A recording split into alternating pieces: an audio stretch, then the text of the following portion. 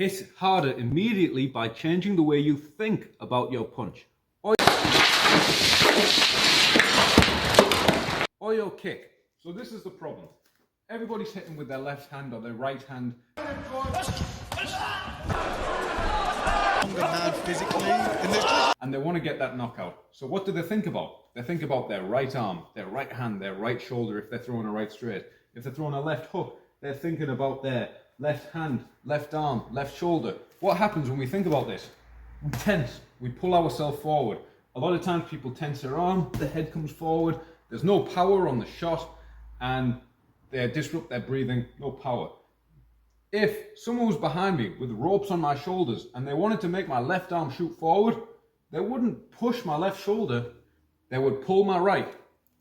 And this opens me up, make sure I'm using my core, using my hips, so I can hit a really solid shot. Same on the right straight. If I think about my right arm, naturally it's going to tense up, it kind of pushes, and I drag myself forward, and I'm not getting the rotation. Think. Someone's behind me, they've got ropes on my shoulders for some very suspect reason. They're going to pull this shoulder to make this right one fly forward. So always think about the opposite side. If I'm throwing a right straight, pull that left shoulder back. If I'm throwing a left hook, pull that right shoulder back. And as well, this keeps you balanced.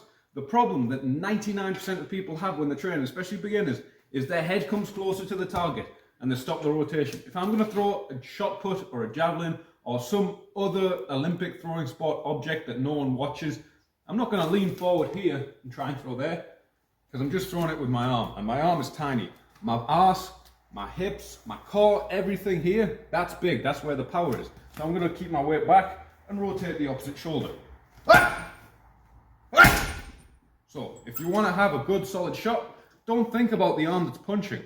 Think about the shoulder that's not. Think about it pulling back. It's going to keep you balanced, keep your power, and